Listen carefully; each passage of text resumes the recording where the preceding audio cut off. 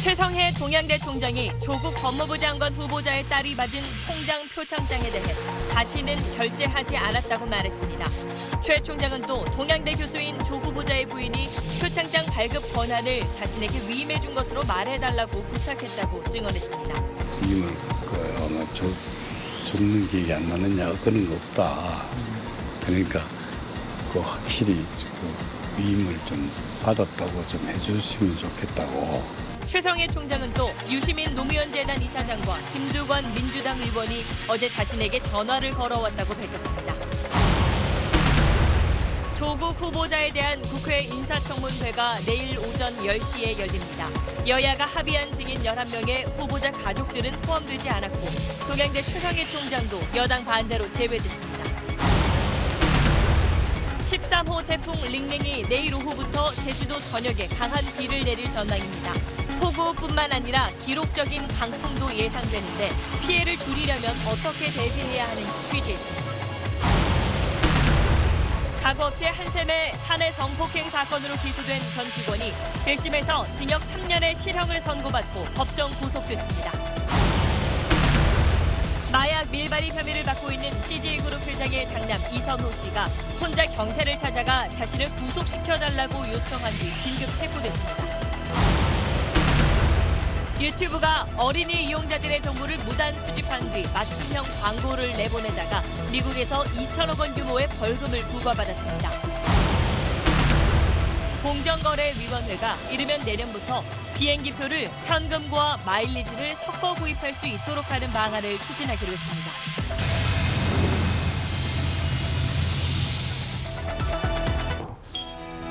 공기청정기가 도로 위로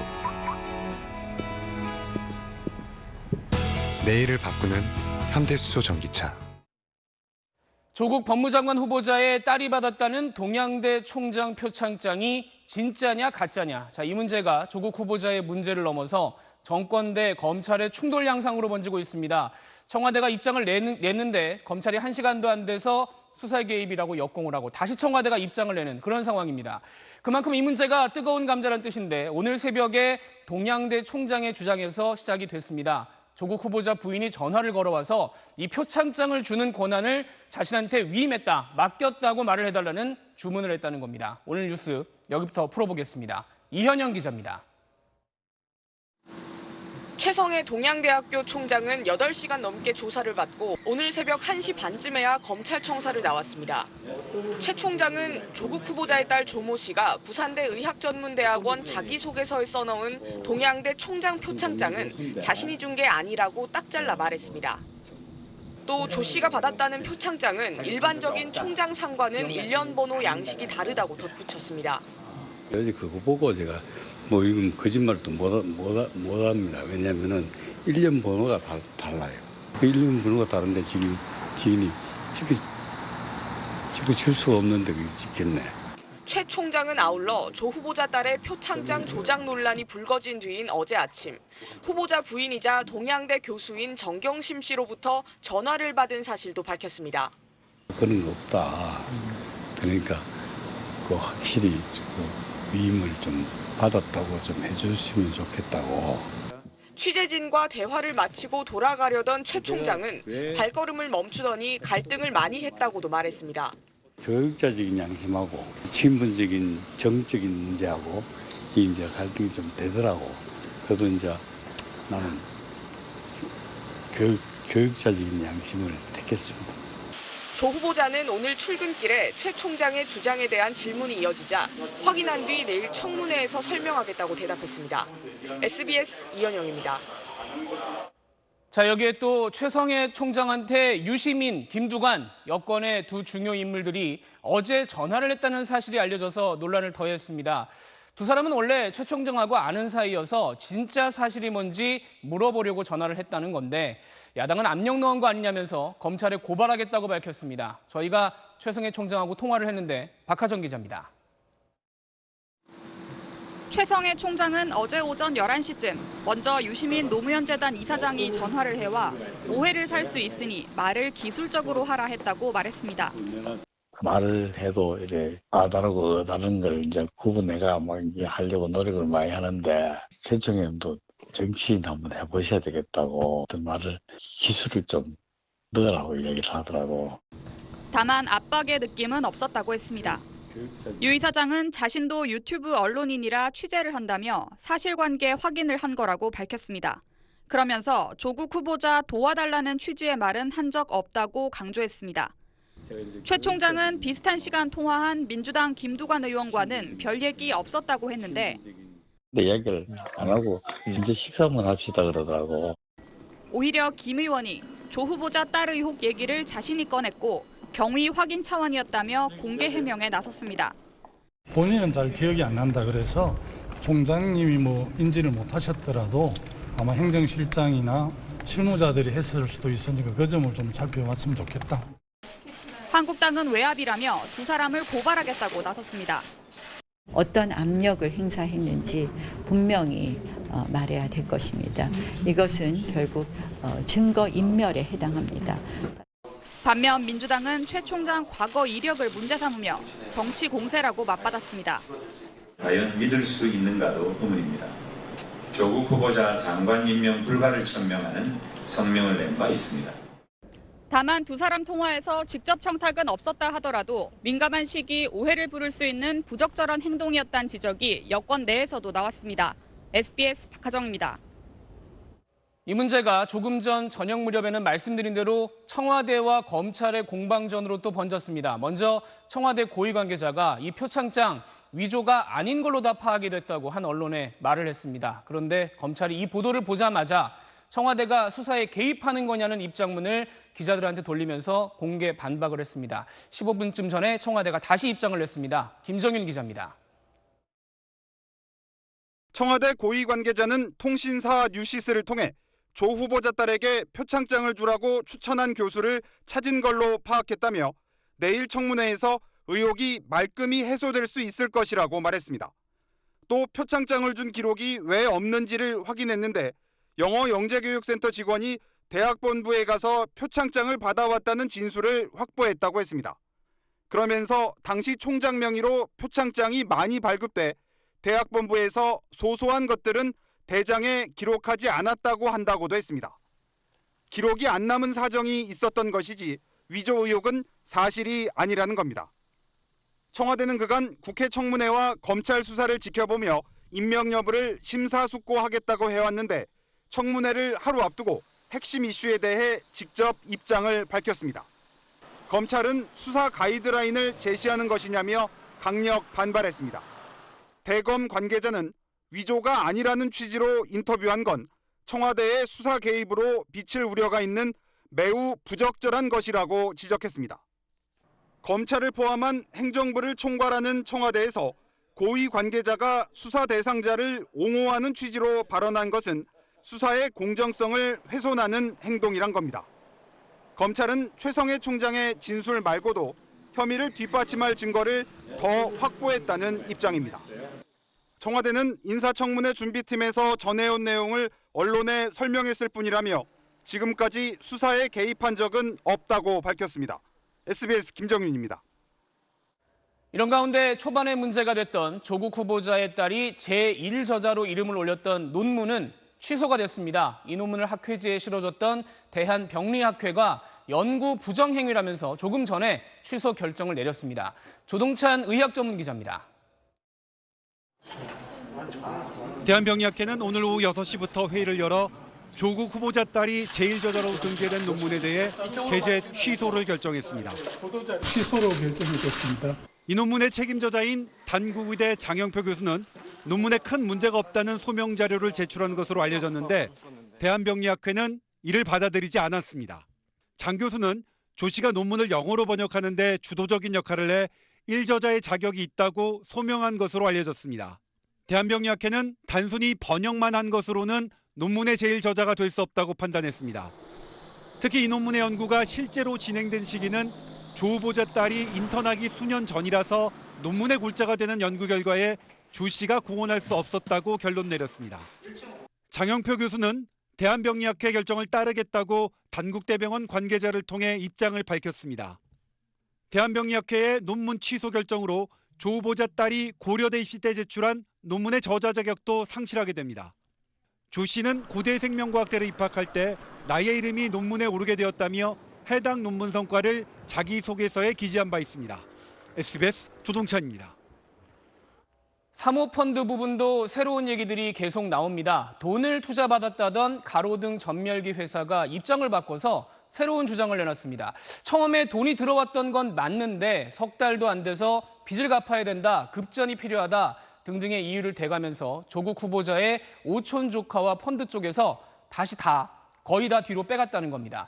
자, 이렇게 된다면 펀드 장부에는 돈이 투자가 된 걸로 적혀 있지만 실제로는 현금화를 해서 다른 데 썼을 수도 있습니다. 이 돈이 어디로 간 건지 검찰이 쫓고 있습니다. 이현정 기자입니다. 2017년 8월 조국 후보자 가족 사모펀드에 투자를 받은 뒤 수주가 늘었다고 알려진 가로등 전멸기 생산업체 측은 오히려 투자 이후 피해를 봤다고 주장합니다. 펀드 운용사 실소유주로 지목된 조 후보자의 오촌 조카 조모 씨에게 사실상 회사를 뺏겼다는 겁니다. 이 업체의 관계자는 지난 2017년 조 후보자 가족 펀드에서 13억 8천만 원, 코링크 PE에서 10억 원씩 모두 23억 8천만 원을 투자받았는데 3개월도 안 돼 투자 회수금 등의 명목으로 돈이 다 빠져나가 회사에는 5천만 원만 남았다고 주장했습니다. 특히 투자금 중 3억 원은 과거 조 씨 지인들이 이 업체에 빌려줬던 돈을 갚기 위한 이른바 셀프 상환용이었고 10억 원이 넘는 돈은 단기 대여금 명목으로 가져갔다고 업체 측은 주장합니다. 그냥 자기들이 통장을 갖고 있었어요. 그리고 저희는 도장만 찍어주고 그렇게 하자 그래서 그러고 하고 마는 거죠. 투자로 지분을 확보한 뒤 돈을 빼내는 가장납입 수법이 의심되는 상황입니다. 검찰은 우선 업체 대표인 최모 씨를 횡령, 배임 등의 피해자로 입건하고 투자했다 빼내간 돈이 어디로 흘러갔는지 정밀 추적하고 있습니다. SBS 이현정입니다. 앞에서 청와대와 검찰 간의 공방 전해드렸는데 그 전에 총리와 법무장관 여당이 오늘 하루 종일 검찰을 또 릴레이로 비판을 했습니다. 대표적으로 총리는 검찰이 정치하겠다고 덤비면 안 된다고 했는데 이게 무슨 뜻인지 권지윤 기자가 풀어봤습니다. 조국 후보자를 두고 청와대에 직언하라는 야당 의원의 요청에 이낙연 국무총리 답변은 검찰을 향한 경고였습니다. 검찰도요, 오직 진실로 말해야 되고 자기들이 정치를 다 하겠다는 식으로 덤비는 것은 검찰의 영역을 넘어가는 것이라고 생각합니다. 검찰이 수사로 정치에 개입하려 한다는 겁니다. 박상기 법무장관은 조 후보자 딸 생활기록부 유출 경위를 경찰과 별도로 조사하라고 검찰에 지시한 데 이어 검찰의 수사 방식도 문제 삼았습니다. 압수수색 할 때 보고 안 하는 게 정상이죠.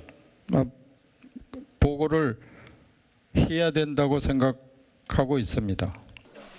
연일 검찰을 때리는 여당, 오늘도 마찬가지입니다. 후보자 딸의 동양대 표창장 조작 의혹 제기는 비인간적이라며 검찰의 수사 착수를 비판했습니다. 너무나도 비인간적이고 인륜에도 반하는 일이 아닙니까? 이 일에 검찰이 즉각적인 압수수색으로 응해야 하는지도 의문입니다. 여권이 윤석열 검찰의 정치적 중립성을 문제 삼으며 전방위 압박에 나선 건데 석 달 전과는 완전 딴판입니다. 윤석열 후보자가 자신이 가진 그 검찰의 칼을 정치적으로 활용했다, 이런 이야기를 전 들어본 적이 없습니다. 그만큼 충직하고 강직했다. 이런 변화는 조 후보자 임명 과정에 검찰 수사가 최대 변수가 됐기 때문인데 특히 당장 내일 청문회를 앞두고 검찰 리스크를 최소화하기 위해 여권이 공세적으로 공개 경고장을 보낸 것으로 보입니다. SBS 권준입니다. 자, 쭉 보신 대로 이 모든 사안의 중심이 돼버린 검찰 연결해서 오늘 상황 조금 더 파악을 해보겠습니다. 자, 박원경 기자, 사실 동양대건, 펀드건 등등에서 조국 후보자 부인 얘기가 계속 나온단 말이죠. 그래서 검찰이 곧 부르는 거 아니냐 이런 말이 나오는데 지금 그것 분위기는 어떻습니까? 네, 일단 인사청문회가 열리는 내일은 검찰이 의혹의 핵심 당사자들을 소환할 가능성은 크지 않아 보입니다. 후보자의 부인 정모 교수는 제기된 대부분 의혹의 핵심에 있습니다. 내일 청문회가 열리고 조국 후보자가 그대로 임명된다면 그 시기는 다음 주 초쯤이 될 걸로 보이는데요. 후보자가 장관에 취임하고 나면 검찰로서는 현직 장관 부인을 조사하는 게 아무래도 신경 쓰일 수밖에 없겠죠. 또 장관 임명 전에 의혹의 일부라도 해소하기 위해선 정 교수에 대한 조사가 필수적이라 이번 주말쯤 검찰 조사를 받지 않겠느냐 이런 전망이 나오고 있는 겁니다. 다만 검찰은 정 교수 소환 시기에 대해서는 말을 아끼고 있습니다. 오늘 여러 논란이 있었습니다만 특히 검찰하고 그 위에 바로 위에 있는 법무장관이 논란을 벌인 부분, 이 부분이 또 예사롭지가 않습니다. 네, 검찰은 지난달 27일 압수수색에 대해서 압수수색에 착수한 뒤에 법무부에 보고했다고 밝혔습니다. 그런데 오늘 국회 예결특위에 출석한 박상기 법무부 장관은 법에 따른 장관의 수사지휘권을 실현시키기 위해선 사전에 압수수색을 보고했어야 한다고 말했습니다. 하지만 대검 관계자는 압수수색은 수사 보완이 필요하기 때문에 원칙적으로 법무부에 보고하지 않는다. 이렇게 장관의 주장을 정면으로 반박을 했습니다. 다른 검찰 관계자들도 압수수색 보고 시점에 대한 구체적인 규정이 없기 때문에 사건과 상황에 따라서 법무부에 보고를 해봤다면서 이번 사후 보고가 이례적이지는 않다고 설명을 했습니다. 그런데도 법무부 장관이 이렇게 발언한 것은 아무래도 검찰 수사 착수 시기에 대한 불편한 감정이 반영된 걸로 보입니다. 지금까지 서울중앙지검에서 전해드렸습니다. 청문회는 내일 열립니다. 증인 11명으로 확정이 됐습니다. 그런데 이 중에 실제로 얼마나 모습을 드러낼지는 미지수입니다.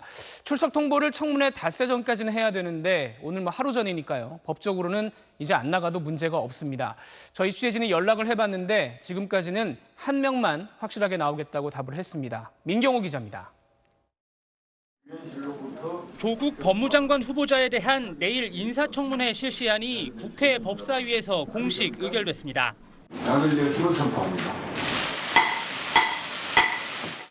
증인은 모두 11명, 조 후보자 딸 관련 인물이 6명이고 사모펀드와 웅동학원 관련자가 각각 3명, 2명입니다. 딸 표창장 논란의 중심에 선 최성해 동양대 총장 등은 경론 끝에 제외됐습니다. 동양대 총장에게 이 진실을 은폐하려고 시도했던 사람 보이죠? 이 사람 정치 공세하는 사람이요. 신문마다 대면서 조국 사퇴하라고. 이 양반 태극 기부대 나와서 그런 신분 아닌가? 네, 우리 청문회를 하자는 거지. 총장 결재도 없는 표창장이 나간다는 거지. 청문회를 하자는 거지 뭐 정치 선전을 하자는 게 아니에요 이게. 청문회 하루 전 확정된 증인들, 법적으로 출석 의무가 없습니다. 과연 몇 명이나 나올지 취재진은 증인들에게 전화를 걸어봤습니다. 딸의 허위 인턴 증명서 발급 논란과 관련된 한국과학기술연구원 박사는 불참하겠다고 밝혔고 장학금 논란과 관련된 서울대 환경대학원 교수는 고민 중이라고 말했습니다. 출석하겠다고 확답한 사람은 웅동학원 김모 이사 1명뿐입니다. 증인 11명 가운데 나머지 8명은 전화를 아예 받지 않거나 해외 체류 중입니다. 현재로선 내일 청문회에 나올 증인 극소수에 불과할 걸로 보입니다. 여야 청문위원들은 각각 국회에서 비공개 모임을 열어 공격과 수비, 대응 논리를 가다듬었습니다. 이곳 여의도도 폭풍 전야입니다. SBS 민경호입니다. 오늘 서울대 총학생회 그리고 보수 성향 전현직 대학 교수들은 조국 후보자 사퇴하라는 기자회견을 또 열었습니다. 이 소식은 유수환 기자입니다. 사퇴하라! 법무장관 자격 없다. 지금 당장 사퇴하라. 서울대학교 총학생회가 오늘 오전 조국 법무부 장관 후보자 임명에 반대하는 기자회견을 열었습니다.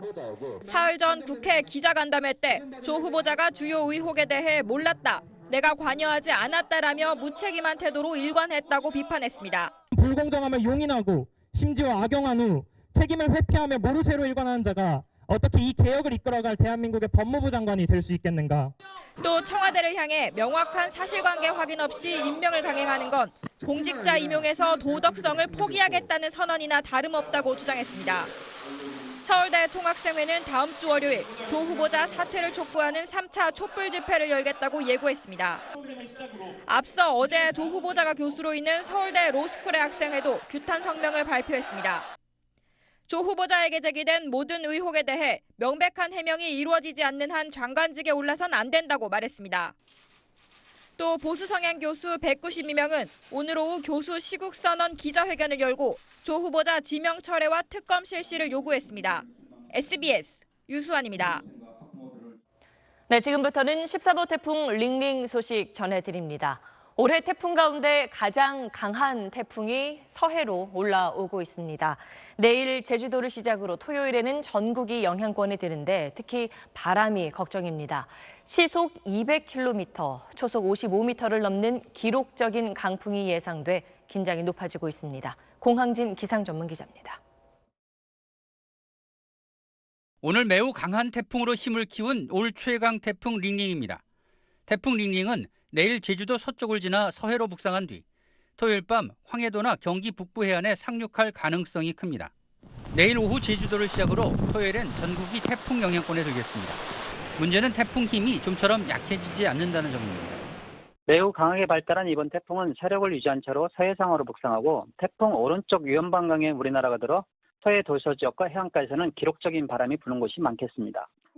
해상이나 해안 일부에는 시속 200km, 내륙은 시속 120km를 웃도는 강풍이 불면서 바람에 약한 시설물이 날리거나 무너지는 피해와 낙과 피해가 우려됩니다. 최고 300mm가 넘는 호우가 쏟아지면서 산사태나 침수 피해 가능성도 있습니다. 해상에는 최고 10m의 집채만한 파도가 일겠고 너울이 방파제를 넘는 곳이 많겠습니다.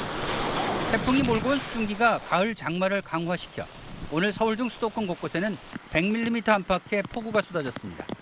벼락을 동반한 폭우는 내일 낮까지 이어질 것으로 보여 수방 대책에 각별한 주의가 필요합니다. SBS 공항기입니다. 태풍 예상 경로를 보면서 가장 먼저 대비에 나선 곳이 있습니다. 목포에서도 한참 남서쪽에 위치한 가거도 태풍의 중심이 지나갈 것으로 보이는데 저희 취재 기자가 나가 있습니다. 최재현 기자가 전해드립니다. 목포에서 배로 4시간을 달려 가거도에 도착했습니다. 섬 통틀어 2개뿐인 상점에 들러 태풍 취재받다고 하니 걱정부터 털어놓습니다. 지금은 태풍 불고 바람 소리만 들어도 이 심장이 벌렁벌렁거리면서 얼굴에 혈압이 막 달아올라가지고 30년 뱃사람 눈에는 태풍이 이미 와 있는 듯했습니다. 너울처럼 이렇게 오는 거 저런 걸 보면 태풍이 오고 있다는 걸 그렇죠. 평상시 때는 저런 파도가 없고 지금 현재로서는 태풍이 오고 있다는 그런 이제 그 파도가 보내주는 거죠 지금.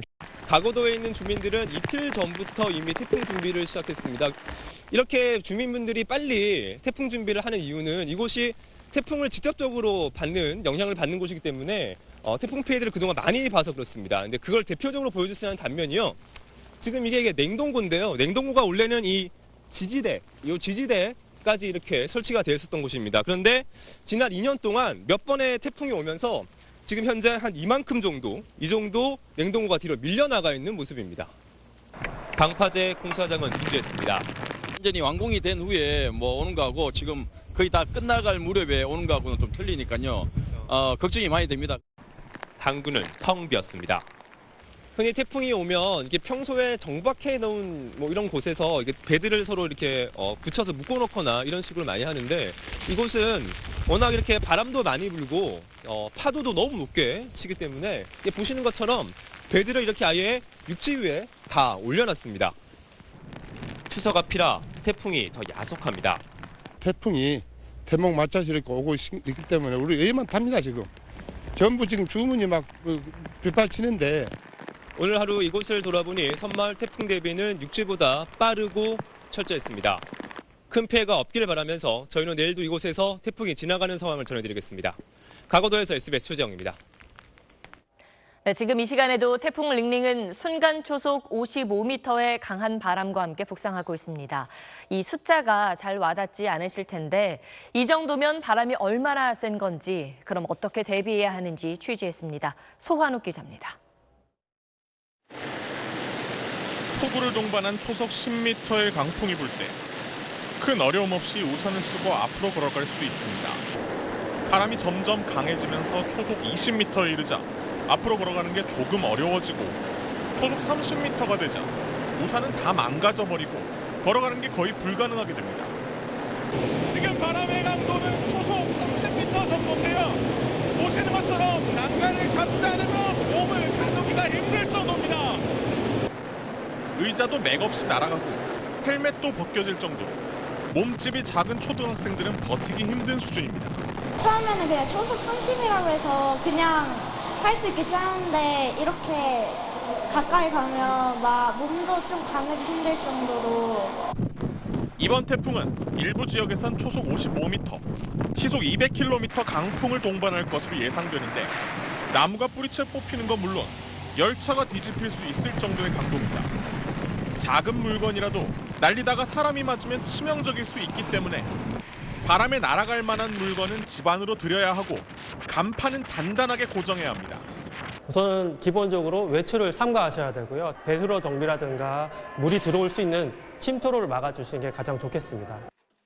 큰 유리창은 창과 창틀을 연결해주는 실리콘 주변을 단단히 고정하고 창틀 자체를 움직이지 않게 하는 게 중요합니다. SBS 소환욱입니다. 태풍을 앞두고 가을 장마까지 겹쳐 있지요. 서울과 수도권에는 호우특보 속에 오늘 많은 비가 내렸습니다. 도심에 커다란 싱크홀이 생기고 하천이 갑자기 불어나 70대 남성이 고립되는 일도 있었습니다. 안희재 기자입니다. 서울 여의도의 지하보도 공사장 옆 인도에 커다란 구멍이 뚫렸습니다. 오늘 낮 2시 40분쯤 인도가 갑자기 내려앉으면서 지름 5m, 깊이 5m 싱크홀이 생겼습니다. 지반이 무너진 현장입니다. 보시는 것처럼 제 뒤로는 이 포크레인을 비롯해서 현장 긴급 복구 작업이 한참 이뤄지고 있습니다. 도로 아래를 지나는 지름 60cm 크기 하수관에 틈이 생기면서 물이 새나왔고 여기에 시간당 30mm 이상 쏟아진 폭우까지 겹치면서 토사가 쓸려나간 겁니다. 제가 모르는 거 갑자기 날라와가지고 저 현장에서 양수를 13대가 계속하고 있어요. 이게 차단시켜놨어요. 다행히 인명 피해는 없었지만 가로등 전기시설이 주저앉아 근처 건물에 전기 공급이 끊기면서 일부 시민이 승강기에 갇히기도 했습니다. 한전은 응급복구가 끝날 때까지 일대 전기 공급을 중단했습니다. 구청 측은 오늘 밤 안으로 임시복구 작업을 마칠 계획이라고 밝혔습니다. 서울 신림동 도림천에선 폭우로 갑작스럽게 물이 불어나면서 자전거를 타던 70대 남성이 다리 아래 자전거 도로에 고립됐다 1시간 반 만에 구조됐습니다. 크게 다친 곳은 없었지만 저체온증 증세를 보여 병원에서 치료를 받았습니다. 또 경기도 여주에선 비바람에 나무가 뽑혀 쓰러지는 등 수도권 전역에서 크고 작은 비 피해가 발생했습니다. SBS 안희재입니다. 마약을 몰래 들여오다 적발된 CJ그룹 회장의 장남 이선호 씨가 어제 저녁 긴급 체포됐습니다. 스스로 검찰 청사로 가서 자신을 구속해달라고 요청한 건데 검찰도 봐주기 수사 논란을 의식한 듯 이번엔 바로 구속영장을 청구했습니다. 재희원 기자입니다. CJ그룹 장남 이선호 씨가 어제 저녁 택시를 타고 인천지방검찰청을 찾았습니다. 두 차례 소환 조사와 압수수색 후에도 검찰이 집으로 돌려보내자 자기 발로 찾아간 겁니다. 이 씨는 자신의 잘못으로 주위 사람들이 많은 고통을 받는 게 매우 마음 아프다며 법적으로 가능하다면 하루빨리 구속되기를 바란다고 검찰 측에 요청했습니다. 검찰은 이 씨의 심리 상태 등을 고려해 긴급 체포했다고 밝혔습니다. 긴급 체포 피의자에 대한 구속영장 청구는 체포 48시간 안에 결정하면 되는데 봐주기 수사 여론을 의식한 듯 검찰은 체포 10시간 만에 변종대마 밀반입 등의 혐의로 영장을 청구했습니다. 검찰은 공범 여부 등을 확인하기 위해 압수수색으로 확보한 이 씨의 휴대전화와 태블릿 PC 등을 들여다보고 있습니다. 이 씨는 CJ 측을 통해 본인의 잘못에 대해 책임을 지고 어떠한 처분도 달게 받겠다는 뜻으로 영장 실질 심사를 포기하겠다고 밝혔습니다. 이 씨가 내일 오후 인천지법에서 열리는 영장 실질 심사에 출석하지 않으면 법원은 서류 심사를 통해 구속 여부를 결정하게 됩니다. SBS 재희원입니다.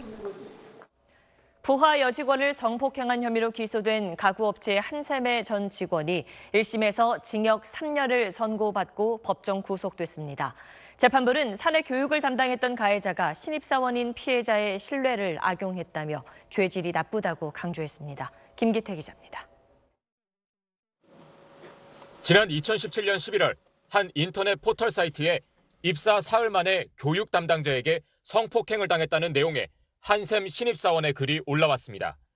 신입사원 연수 당시 불법 촬영 피해를 당한 데 대해 사내 교육 담당자에게 상담했는데 이 담당자가 회식이 끝난 뒤 자신을 성폭행했다는 겁니다. 당시 회사가 사건을 덮으려 한 정황까지 알려지면서 사회적 파문을 불렀습니다. 서울중앙지법 형사합의 30부는 이 사건의 가해자로 재판에 넘겨진 한샘 전 교육 담당자 32살 박모 씨에게 징역 3년을 선고하고 법정 구속했습니다. 박 씨는 사건을 전후해 피해자와 나눈 메신저 대화를 공개하면서 합의한 성관계였다며 무죄를 주장했지만 재판부는 받아들이지 않은 겁니다. 재판부는 교육 담당자가 호감을 표시하자 사회초년병인 피해자가 사회생활을 잘하고 싶은 마음에 메신저에 호응한 것일 뿐 이성적 호감을 가진 상태로 보기 어렵다고 판단했습니다. 또 피해자의 신뢰를 이용해 동의받지 않고 성폭행한 죄질이 좋지 않다며 검찰이 구형한 징역 3년을 그대로 받아들였습니다. 피해자는 사건 직후 각종 2차 가해성 소문에 시달리다 퇴사한 뒤 가해자 박 씨를 검찰에 고소했습니다. SBS 김기태입니다. 어제 대전에서 일가족 4명이 숨진 채 발견됐습니다. 40대 가장이 아내와 어린 2 자녀를 숨지게 하고 본인도 극단적인 선택을 한 걸로 추정되는데 집 문 앞에선 밀린 우유값 고지서가 발견됐습니다. TJB 최은호 기자입니다. 어제 오후 4시쯤 대전 중촌동 한 아파트 화단에서 44살 A씨가 숨진 채 발견됐습니다. 옷 속에서 유서도 확인됐습니다. 자신이 거주하는 아파트 동 호수를 적은 뒤 가족들이 죽어 있다며 시신을 수습해달라는 내용이 적혀 있었습니다. 경찰은 5분 거리에 있는 A씨 집을 찾아가 30대인 아내와 8살 된 초등학생 딸, 6살 된 아들이 숨져 있는 것을 확인했습니다. 갑자기 막 물을 때려 부시고 간절히 어리니까 이제 겁났지. 경찰은 부검을 실시했는데 A씨 아내와 자녀들은 질식사로 추정된다는 1차 소견이 나온 것으로 알려졌습니다. 유서에는 건축업에 종사하는 A씨가 인부들에게 임금을 지불하지 못해 경제적 어려움을 겪고 있다는 내용이 쓰여 있었습니다. 또한 사체도 언급됐는데 경찰은 경제적 곤란 속에 사체 변제 독촉을 받다 극단적 선택을 했을 가능성을 포함해 불법 추심 여부도 조사 중입니다. A씨 집 현관에서는 한 달 3만 7천 원인 우유 대금이 8개월 정도 밀려 28만 원이 연체됐다는 영수증도 발견됐습니다. 자주 봤지. 부모는 인사성도 밟고 애들이 참 다르게 잘 큰다. 다 밟았어. 경찰은 추가 수사를 통해 특별한 사정이 발견되지 않는 한 공소권 없음 의견으로 사건을 송치할 방침입니다. TJB 최은호입니다. 길 가던 한 여성이 고양이에게 벽돌을 집어던지는 영상이 뒤늦게 공개됐습니다. 다행히 고양이는 크게 다치진 않았는데 어떤 상황이었는지 G1 송혜림 기자가 전해드립니다. 고양이를 돌보던 주민이 먹이를 주고 잠깐 자리를 비운 사이 지나가던 한 여성이 고양이를 발견하고는 갑자기 멈춰서더니 주변에 있던 벽돌을 집어듭니다. 그러더니 고양이에게 다가가 그대로 던집니다. 고양이가 다쳐야지만 신고 접수가 가능하다고 이제 경찰서나 시청에서 그렇게 말씀을 하셨는데 저희가 확인했을 때는 그날 당일에는 고양이가 눈이 살짝 부어 있었는데 다음 날에는 거의 그냥 상처도 따로 없고 붓기도 다 가라앉아 있어서. 해당 영상이 SNS에 공개되자 고양이가 불쌍하다는 내용과 함께 여성을 처벌해야 한다는 댓글이 잇따랐습니다. 지난해 3월부터 강화된 동물보호법에서는 동물을 학대한 사람은 2년 이하의 징역이나 2천만 원 이하의 벌금에 처하도록 돼 있습니다. 길에 있는 애들도 한 마리, 한 생명이라고 생각하고 보호를 해줘야 되는데 얘는 아무렇지 않게 해도 된다고 생각하는 사람들이 있으니까 그게 문제인 거예요. 이처럼 사람으로부터 학대를 받거나 버려지는 동물들은 하루에도 수십 마리. 하지만 대부분의 지자체에서는 동물 유기에 대해 행정 처분을 내리는 데 그치고 있습니다. 반려동물 인구 1000만 시대를 맞고 있지만 이에 따라 책임의식 등의 수준 개선도 필요하다는 지적입니다. G1 뉴스 송혜림입니다. 추석 전이라 택배 참 많이 주고받을 때입니다. 배달 전에 물건 내려서 어느 동네로 가는 건지 분류하는 작업에만 하루 6-7시간이 걸린다는데 이걸 다 택배기사들이 하고 있습니다. 그리고 이 분류 작업은 회사가 돈 한 푼 안 주고 있다고 크게 반발하고 있습니다. 유덕기 기자가 보도합니다. 택배기사 김지성 씨는 이번 주 내내 평소보다 1시간 이상 늦게 배송을 시작하고 있습니다. 배송에 앞서 분류 작업을 하는데 평소보다 시간이 더 걸리고 있기 때문입니다. 시간이 늦다 보니 배송을 다 마무리할 때는 한밤중이 되기 일쑤입니다. 10시 정도 예상하고 있어요. 머리도 아프고 머리도 아프고 그냥 온몸이 다 아파요. 택배 분류 작업엔 평소엔 4시간 정도 걸리지만 추석 전주엔 최대 7시간 가까이 늘어나는 것으로 조사됐습니다. 분류 작업에 시간을 더 들이지만 보상이 주어지는 건 아닙니다. 대부분의 택배기사들은 자영업자로 분류돼 일하는 시간과 상관없이 보수가 결정되는 구조기 때문입니다. 노동시간이 늘어나면 늘어날수록 인건비가 계속 발생을 하잖아요. 근데 택배기사들은 특수고용 노동자니까 노동시간이 길어져도 그 어떤 책임도 지지 않게 돼 있는 거죠. 택배업계가 배송 분류 작업에 대해선 공짜 용역 서비스를 받고 있는 건데 업계는 배송 건당 수수료에 분류 작업 대가도 포함돼 있다는 입장입니다.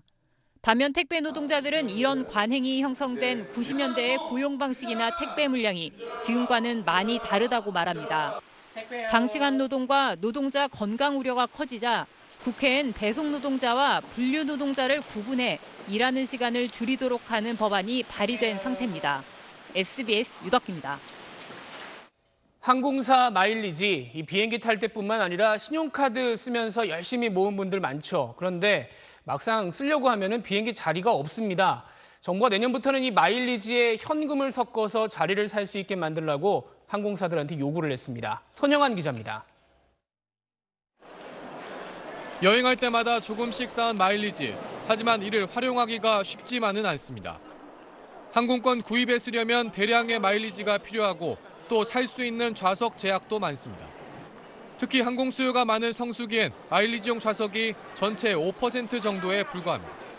워낙 또 조금밖에 없다 보니까 그런 거 한 번에 이제 몰아가지고 써야 되기 때문에 그런 거 모으기도 쉽지 않고 그래서 쓴 적이 없었던 것 같아요. 그렇다고 사용하지 않다가 유효기간 10년이 지나면 소멸되는 낭패를 겪을 수 있습니다. 소비자 불만이 커지자 공정거래위원회가 마일리지 제도 개편 방안을 항공사들에 제안했습니다. 항공권을 마일리지나 돈 둘 중 하나로만 구입할 수 있는 것을 서로 섞어 살 수 있도록 하자는 겁니다. 예컨대 120만 원인 인천 미국 LA 왕복 항공권을 마일리지 5만 마일과 40만 원을 합해 구입하는 방식입니다. 마일리지를 현금처럼 쓸 수 있게 되고 특히 지금은 사장되기 쉬운 소량의 마일리지까지 활용할 수 있습니다. 지금 못 쓰는 것도 사실 그냥 있는 것도 있어요. 근데 그렇게 현금 일부만 쓸 수 있으면은 저희가 더 활용하는 데 도움이 많이 되겠죠. 공정위는 새 마일리지 제도가 내년에 실행될 수 있도록 양대 항공사와 협의 중인데 항공사들은 경영상 부담이 된다며 일단 난색을 표하고 있습니다. SBS 손형아입니다. 외국 채권 금리에 맞춰진 신종 금융 상품을 샀다가 원금을 거의 다 떼일 처지가 된 사람들이 많다는 소식 전해드렸죠. 확인을 해보니까 은행들이 80살 넘은 치매 노인한테까지 이걸 팔았던 걸로 드러났습니다. 그래놓고 서류에는 건강에 문제 없는 걸 확인했다고 적어놨습니다. 장훈경 기자입니다. 81살 김모 씨가 지난 5월 우리은행 권유로 쓴 독일 금리 연계 파생 상품 신청서입니다. 원금 손실이 날 수 있는 위험도 1등급 상품이어서 2등급 투자 성향인 김 씨는 가입 자격이 안 돼 은행은 추가 확인서가 필요했습니다. 확인서엔 판매 책임자 명의로 필수 사항인 건강 및 인지 능력을 파악했다고 돼 있는데 김 씨는 이미 3년 전부터 치매 환자였습니다. 김 씨가 투자한 1억 1천만 원은 현재 400만 원으로 줄어서 이대로 가면 96% 손실이 나게 됩니다. 주소라든지 핸드폰 연락처도 10년 전 거로 되어 있고 인지 능력이나 이런 것들을 확인해서 결제를 해야 되는데 면담도 안 하고 그냥 결제를. 해외 금리 연계 파생 상품 DLF엔 김 씨 같은 80세 이상 노인 200여 명이 841억 원을 투자했습니다. 90세 이상 노인도 13명, 투자 금액도 26억 원에 이릅니다. 은행들은 자체 연구소가 내놓은 경고에도 귀 기울이지 않은 걸로 나타났습니다. 연구소들이 원금 손실로 이어질 수 있는 미국과 독일 금리 하락을 예상하는 보고서를 내놓은 뒤에도 관련 상품 판매를 계속했습니다. 그러니까 내부 자료도 무시하고 상품을 습관적으로 고객들을 기망하면서 팔는 것이 심각한 문제라고 보고. 금융감독원은 설계부터 판매 전 과정을 점검해 분쟁 조정과 제도 개선을 하겠다고 밝혔습니다. SBS 장훈경입니다. 요새 아이들 유튜브 참 많이 봅니다. 그러면 유튜브는 여기에 아이들 맞춤형 광고를 끼워 넣어서 돈을 벌죠. 그런데 미국 정부가 애들한테 뭐 하는 짓이냐면서 2천억 원 넘는 벌금을 물렸습니다. 이유를 우리도 좀 곱씹어볼 필요가 있습니다. 김도균 기자입니다. 어린이가 유튜브를 볼 때면 중간마다 좋아할 만한 제품의 광고가 나옵니다. 이런 맞춤형 광고로 유명 완구 업체들은 유튜브의 큰손 광고주였습니다. 하지만 이런 맞춤형 광고는 부모의 승낙 없이 어린이 사용자들의 유튜브 시청 내역을 추적했기 때문에 가능했던 것으로 미 연방당국의 조사 결과 드러났습니다. 결국 유튜브는 우리 돈 2,050억 원의 벌금을 내게 됐습니다. 부모 승낙 없이 아동의 온라인 사생활 정보를 수집하지 못하게 한 법이 제정된 이후 최대 규모 벌금입니다. A penalty of this magnitude sends a strong signal about the importance of children's privacy. 우리나라는 어떨까? 다국적 서비스인 유튜브는 한국에서도 미국처럼 어린이 이용자의 정보를 활용해 맞춤 광고를 내보냈을 것으로 보입니다. 하지만 미국과 달리 국내에선 강제성 있는 금지 법규가 없습니다. 방송통신위원회는 2017년 온라인 맞춤형 광고 가이드라인을 마련해 만 14세 미만 사용자의 정보를 수집하지 않도록 규정했지만 미국과 달리 법적 구속력은 없습니다. 구글 측은 파문이 불거지자 앞으로 아동 관련 데이터는 맞춤형 광고에 사용하지 않겠다고 밝혔지만 우리도 관련법을 제정해야 한다는 지적이 나오고 있습니다. SBS 김도균입니다. 반으로 접는 휴대전화 삼성의 갤럭시 폴드가 내일 국내에서 첫 출시됩니다. 지난 봄에 불거진 결함 문제를 보완하고 다시 내놓는 겁니다. LG전자도 곧 듀얼 스크린 제품을 선보이는데 세계 스마트폰 시장이 어떻게 반응할지 주목됩니다. 엄민재 기자입니다. 결함팜은 5개월 만에 유럽 최대 가전 전시회 이파와 국내에서 동시에 공개된 삼성의 갤럭시 폴드입니다. 화면이 접히는 부분 상하단에 보호캡을 달아 이물질이 들어가지 않도록 했고 화면 보호막을 떼어낼 수 있는 것처럼 혼란을 줬던 문제도 보완했습니다. 안으로 발려 들어가 있기 때문에 고객님께서 임의로 떼어내실 수가 없어요. LG전자도 신형 스마트폰 V50S 신Q를 선보입니다. 두 개 화면을 이어붙이는 듀얼 스크린 방식을 고수하며 실용성을 강조하고 나섰습니다. 중국 화웨이와 TCL도 곧 폴더블 폰을 출시할 예정입니다. 5G 상용화와 함께 차별화된 콘텐츠와 사용자 경험을 제공하는 새로운 형태의 단말기로서 사람들은 이 접는 폰에 주목하고 있습니다.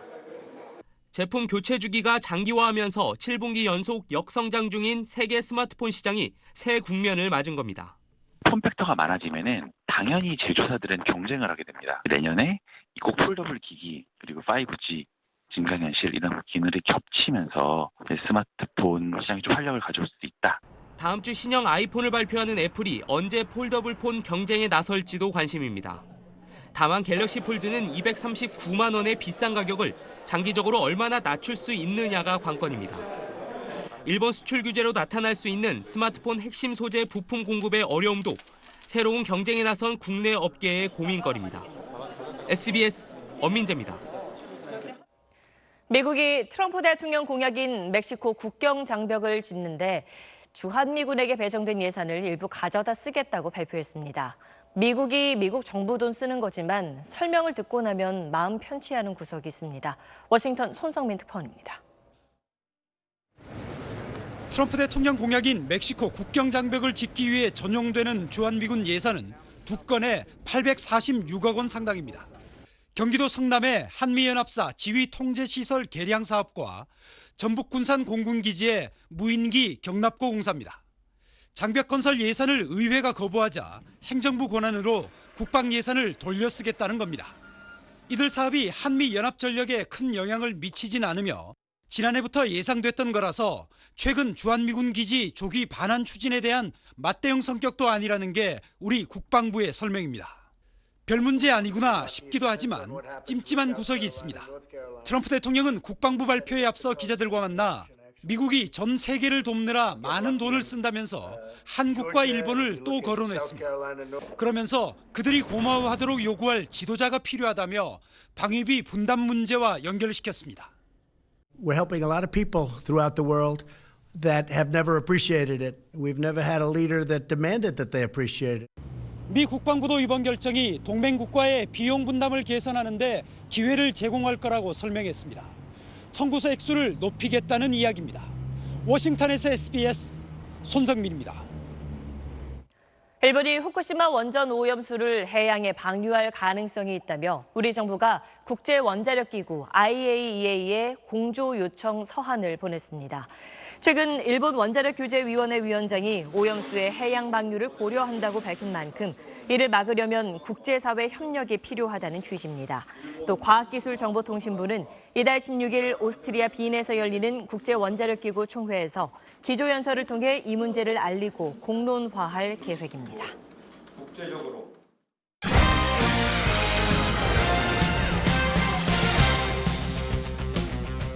네, 스포츠 뉴스입니다. 류현진 투수의 시즌 막판 부진이 계속됐습니다. 올 시즌 최악의 재구 난조 속에 3경기 연속 5회를 넘기지 못하면서 13승 달성에 또 실패했습니다. 김정우 기자입니다. 1회와 2회에 볼넷 하나씩을 내준 류현진은 결국 4회 볼넷 때문에 실점했습니다. 선두타자인 천적 아레나도를 볼넷으로 내보낸 뒤 맥마은에게 적시 2루타를 허용했고 투아웃 이후에도 볼넷 때문에 위기를 끊지 못하며 부테라에게 두 번째 적시타를 맞았습니다. 류현진이 한 경기 4개의 볼넷을 허용한 건 올 시즌 처음이었습니다. 투구수가 늘어난 류현진은 5회 원아웃 이후 세 타자에게 연속 안타를 받고 한 점을 더 내준 뒤 교체됐습니다.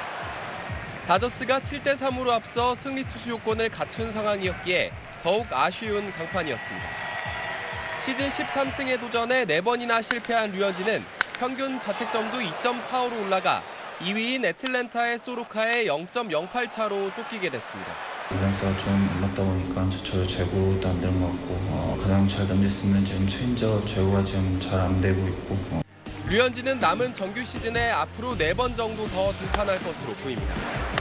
여기서 9위를 회복하지 못한다면 사이 영상이 멀어지는 것은 물론이고 포스트 시즌에서 역할도 축소될 가능성이 큽니다.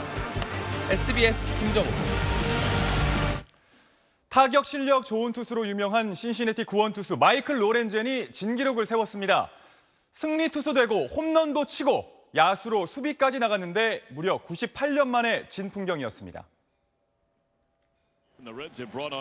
로렌젠은 클리브랜드전 7회 마운드에 올라 2이닝을 1실점으로 막아냈습니다.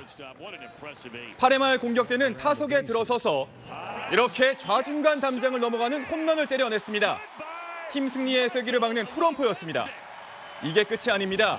9회엔 중견수로 등장했는데 타구는 날아오지 않았고 신시내티가 이 경기를 이기면서 로렌젠이 승리 투수가 됐습니다. 승리 투수가 홈런 치고 다른 포지션의 수비까지 본 건 지난 1921년 베이브 루스 이후 98년 만에 처음입니다. 대한축구협회가 여자축구대표팀 최인철 감독의 선수 폭행 의혹에 대한 조사에 들어갔습니다. 지난주 여자대표팀 신인 사령탑에 선임된 최인철 감독은 과거 지도하던 선수를 폭행했다는 의혹을 받고 있습니다. 대한축구협회는 사실관계를 확인하고 있다며 벤투어 원정에 동행하고 있는 김판곤 전력강화위원장이 조기 귀국해서 조사를 진행할 것이라고 밝혔습니다. 최 감독이 폭행 사실을 부인하는 가운데 협회는 조사 결과에 따라 필요한 조치를 취하겠다고 덧붙였습니다. US 오픈 테니스 남자 단식에서 20번째 메이저 대회 우승을 노리는 라파엘 나달이 4강에 올랐습니다. 8강전에서 키 170cm의 작은 거인 슈와르츠만을 눌렀는데 키 작은 상대에 맞춘 작전이 적중했습니다. 검정색 유니폼의 나달 1세트 매치 포인트에서 일부러 공을 높게 띄웁니다. 나달보다 15cm나 작은 슈와르츠만 점프까지 하면서 백핸드했지만 네트에 걸렸습니다. 2세트도 접전이었는데 끝나는 장면은 똑같았습니다. 또 높은 바운드 샷을 점프해서 받아친 슈와르츠만 공을 못 넘기고 끌려갑니다. 상대의 작은 키를 집요하게 공략한 나달이 결국 세트 스코어 3대0 완승으로 3년 연속 이 대회 4강에 올랐습니다. 슈와르츠만과 상대 전적 8승 무패의 압도적인 우위도 이어갔습니다.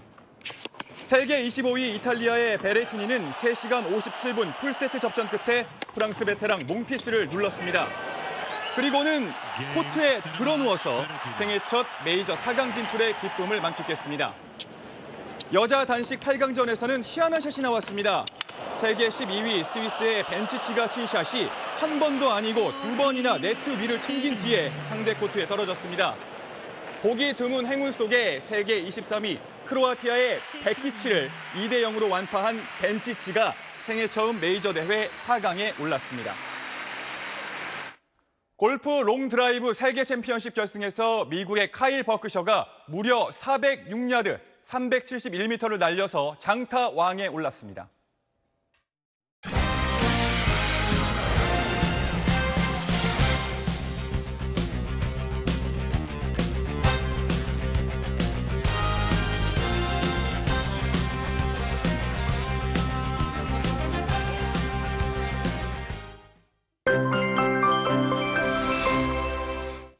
강한 비구름대가 조금씩 동쪽으로 이동하고 있습니다. 남부지방의 비는 밤사이 그치겠고요. 중부지방도 내일 낮까지 많은 비가 온 뒤 그칠 것으로 보입니다. 태풍은 뜨거운 해상을 지나면서 매우 강한 세력으로 발달했습니다. 토요일 새벽 제주 서쪽을 지나겠고 밤에는 경기 북부 서해안이나 황해도 부근으로 상륙할 것으로 보입니다. 이에 따라 내일 오후 제주를 시작으로 밤에는 남해안, 모레가 되면 전국에 비가 내리겠는데요. 지리산과 남해안은 최고 200mm, 서쪽 많은 곳 또 최고 150mm 이상의 큰 비가 올 것으로 보입니다. 이번 태풍은 강풍 반경이 무려 400km에 달하는 중형급 태풍입니다. 이렇게 바람의 세기가 강한 만큼 철저한 대비가 필요하겠는데요. 태풍의 오른쪽, 우리나라 서쪽 지방을 중심으로는 최대 순간 풍속이 시속 150km 이상 기록되는 곳도 있겠습니다. 이 비는 일요일 오전까지 이어지겠습니다. 날씨였습니다. 네, 다가오는 태풍 링링은 9년 전 한반도를 강타한 태풍 곤파스를 떠올리게 합니다. 경로가 비슷하고 특히 강한 바람으로 인한 피해가 우려되는데 그때 인천 문학경기장에 지붕이 뜯겨 날아갔고 서울에서만 가로수 2,000그루가 쓰러졌습니다. 인명피해도 있었죠. 이번 태풍은 더 강한 세력으로 한반도에 더 가깝게 올라오는 만큼 대비 더욱 단단히 해야겠습니다. 뉴스 마칩니다. 고맙습니다.